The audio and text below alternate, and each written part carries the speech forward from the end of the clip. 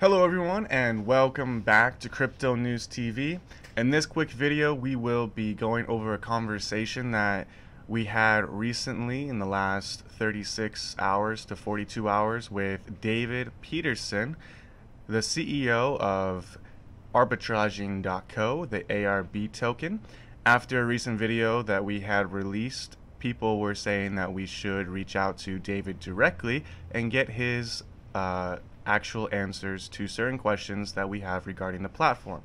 So we went on to Telegram, reached out within their ARB official group here, and some people had brought to our attention that this was the official Telegram for David Peterson, and he had taken the initiative to go ahead and reach out to us first, which is actually fantastic because then we could start to, dive into asking him some questions that we had regarding his platform to kind of get clarification regarding some comments or statements that were made during that audio recorded call with one of their earlier investors. Some people said it sounded like David. I'm not sure exactly if it was David himself. The person that reached out to me obviously was under a pseudonym. His name was Ken or Gordon or something, like Ken Gordon or something like that, or Jeremy Gordon or Jim, I don't even know exactly. His email was passmeanotherpackofsmokes@gmail.com. It was obviously not as official as you would expect coming from a company, but then again, I don't know exactly who that was, but they knew of David and XRP Connect and what that was going on. So let's go ahead and get into our conversation here with David, and you guys can formulate your own opinions. I will not be saying what my opinions are because I'm sure a lot of you are aware of what I think of this platform, but let's go ahead and hear exactly what David Peterson has to say about arbitraging. So he goes off to start and say, "Hello, one of my admins said that you were to speak with me. Sorry, I have been under the weather and just resting to kick the bug I have." I said, "Yes, that is correct. We both have a history. I was your first interview with XRP Connect. However, due to recent events and skeletons coming out of the closet, I released a video of a recorded phone call. I have some questions regarding the platform. I have tried reaching out on various occasions via Google Hangouts and email with no response. One of the first questions is why people are saying you recently took over when you have been CEO from day one. Also, at the start of XRPC, why you made such an effort not to show your face or who you were. I have a lot of questions and red flags to address. This is just the start. If you are willing to do another interview to clear things up, I would respect that." And his response was, "I was not the CEO from day one. I took it over in February, and by take it over, they mean like I kicked out all the people or all the other people. They were no good. I didn't show my face at the beginning because I had not taken over the whole company yet. Ken B was the original founder. I took it over from him. I remember you. Also, I do not use the account on Google Hangouts anymore that we had talked on. So sorry for no response." Now, granted, let me just show you the email thread that I had with David because it shows dates clearly are there in January and not February, as the title of our video was Interview with David Peterson, CEO of XRP Connect, and the only reason why we even titled it that way is because of the information that was being told to us in this email thread. So let's go ahead and look at that now.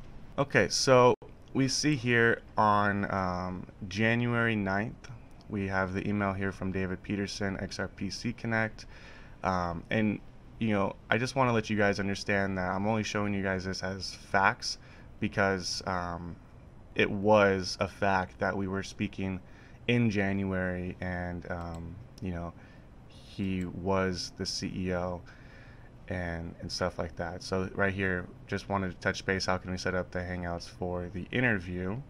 And we can see here, never say never, and let's see. We have a pretty extensive chat log here, so you can see here January 8th, so we could see we're talking about some promotions and stuff like that, and here's another video that he shared. He asked some good questions. And then right here, will the interview be live or done when posted? And then talking about this to be live stream until February, because I was flagged and I was actually able to live stream on my channel. And then we can see here it was actually done. Let's see, start with small. And here's the link to Google Hangouts, which was sent on January 9th. And then please give me a bit of time, finishing up something important. And we had hopped on the interview. Let's see here, ready for the test. You know, I was asking about BitConnect X and some other things that were, you know, popular at the time. Again, here's the Hangouts call. Great chat. Ended on January 9th at 4:29 p.m. Had to do some editing. So there's the proof there that we definitely did the interview in January, as he was the CEO, and not in February where he claims he took it over. But needless to say, let's continue on with this. And then, you know, I didn't really address it too heavily. I just said, is ARB decentralized or centralized platform? Where can I find the white paper and team of ARB? And he goes on to say, ARB is a little bit of both. We decentralize the funding so it's not on the platform and makes it safe from theft and hackers. The vault is fully decentralized. Now, in regards to that comment, you know, I've actually used arbitraging, and it requires an admin approval if you want to do a withdrawal. Deposits, you know, granted, are done automatically, but withdrawals do require a manual approval by the admins. I'm not sure if that is updated since then I last used it, but that is something to keep aware of. So for decentralized funding, but it requires a manual withdrawal is, you know, confusing, needless to say. But where can I find the current white paper and team of ARB? We are currently upgrading the site and redoing the white paper to be post ICO and tailored to 2019. So he doesn't even want to share with me any previous white papers or information regarding the company or how their platform works, or the team that they have supposedly revamped and after he kicked everybody out. Again, these are just facts. You could take it as you wish, but has an audit been done by a vetted and trusted company reviewing your code to prove these statements? I'm not sure why everyone must take your word without any technical papers or undisputed proof of what you are indeed saying. For example, you are taking over. Every ICO review video of XRP Connect shows US CEO, even those in January. I was actually one of the only few people that I did a review of their ICO in January. Do you have a contract showing you took over, or was it a hostile takeover? I am sure you can see why it looks no good. Also, you are using a company logo for your personal Telegram.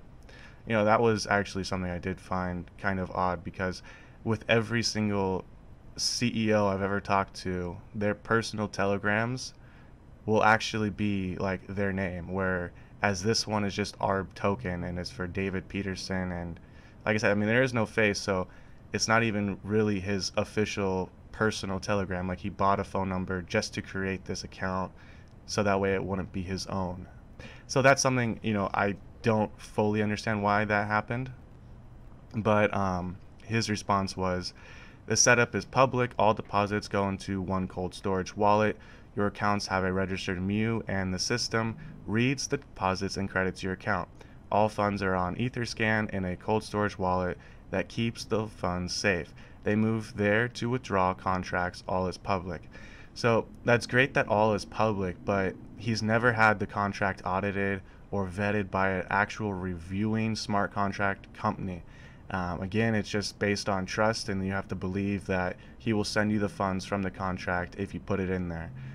You know, it's not vetted by and verified that it recognizes your deposit address with Ethereum or ARB tokens and will pay out accordingly to that address in an X amount of time, or some other criteria where maybe you request to receive it. It's done manually, and again, there's no audit done on these contracts to be sure that it is what he's saying it is.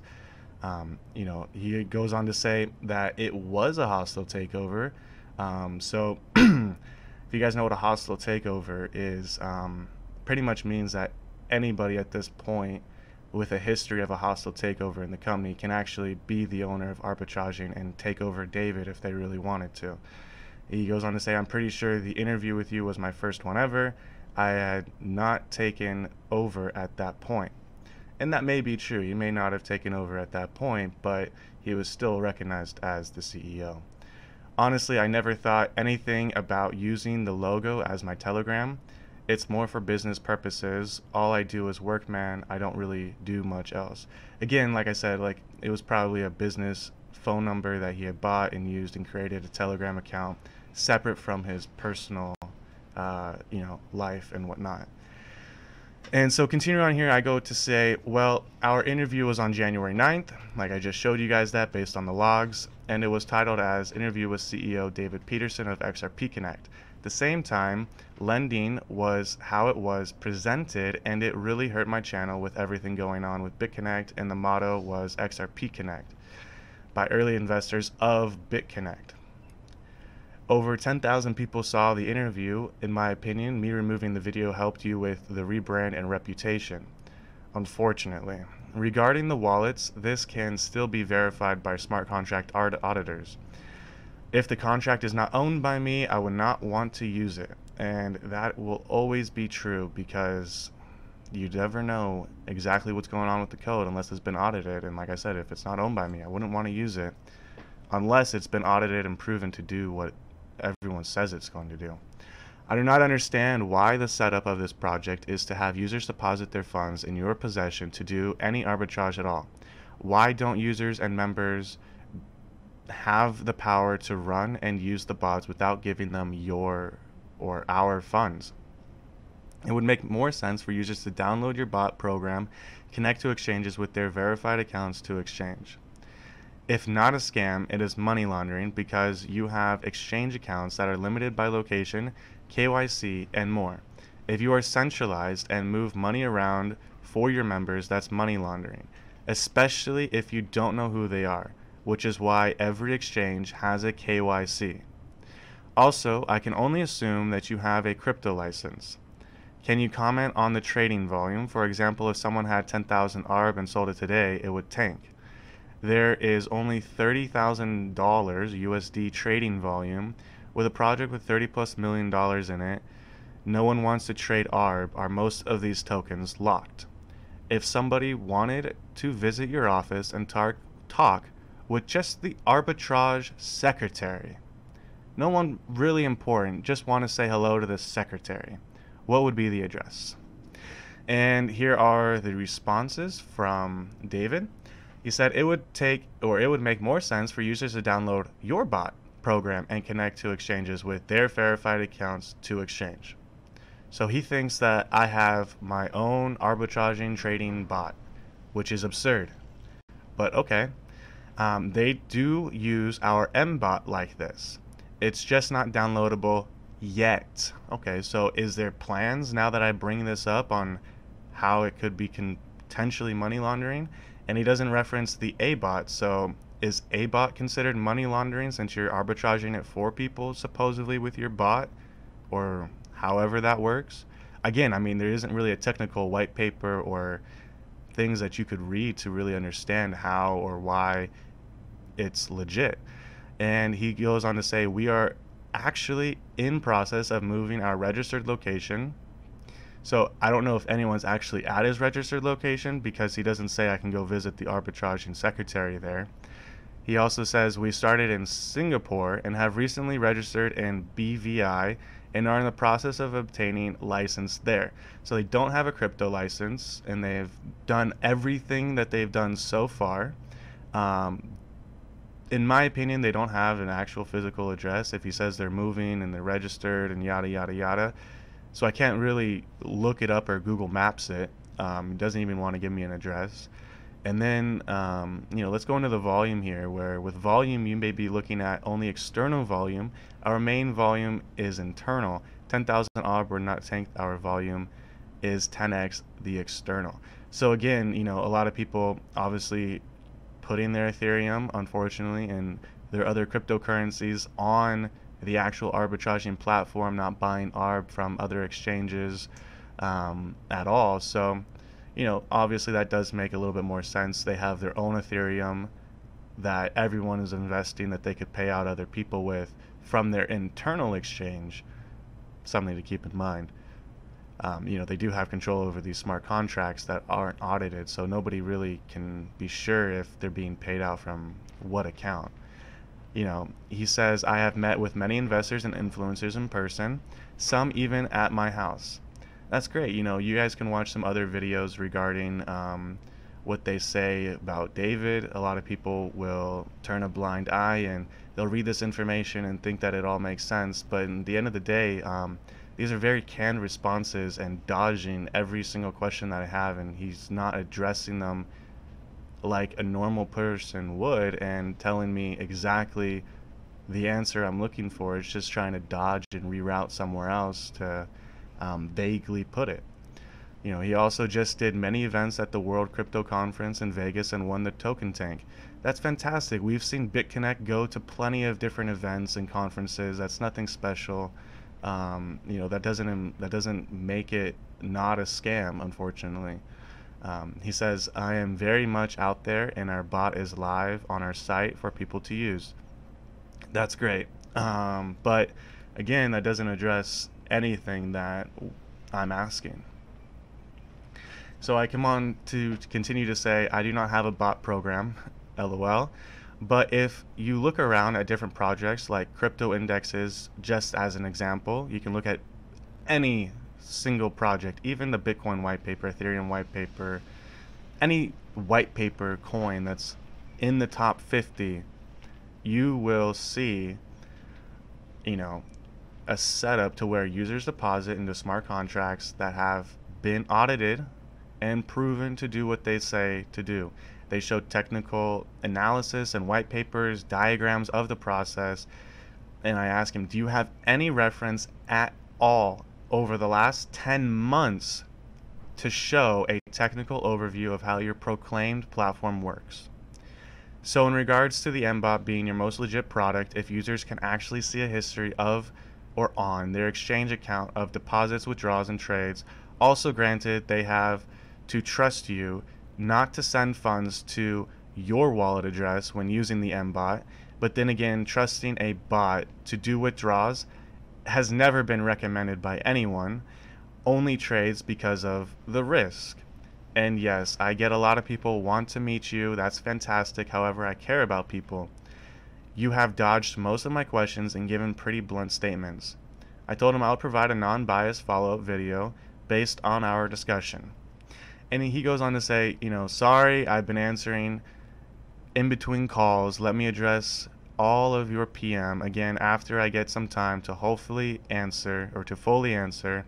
I have also been fighting a small bug I picked up on the road. I will get back to you very soon. And in my opinion, this was on November 7th at 5:52, and today is November 9th, 11:50 a.m. For somebody that really cares about their company, that really cares how people portray or view what they're doing, he would have responded by now if he had answers to these questions. And we already got his responses to these questions. I'm not sure if he even wants to change his responses. Maybe at a later point there might be some new information, some better things that can be developed out of this company. But as it stands right now, I don't think they're at the level where I would be investing in at all, because too many things are lacking, especially not having a technical overview, not seeing the team, not seeing much of anything, and just having to trust in somebody to do what they say they're going to do. Just in my opinion, in this cryptocurrency space, I don't think it is necessarily worth my money or investment. And that's just my opinion, because there's plenty of other things out there. There's over 2,000 different cryptocurrencies you can look at, and ones that actually have technical overviews and show you exactly how it works inside and out, not giving you the code, but simply explaining and showing how it works and why you should trust them. Plus, they have an auditing company that looked over smart contracts and everything else to do with this cryptocurrency. So that was my follow-up with David. Let me know what you guys think in the comment section below. Do you think David gave great responses, or do you think he should have gone a little bit more in detail and actually provided me with some information I could have actually looked into and researched that was from the actual arbitraging company itself? So go ahead, give this video a thumbs up, share it with your friends, and as always, have a good day or night wherever you are. Bye-bye.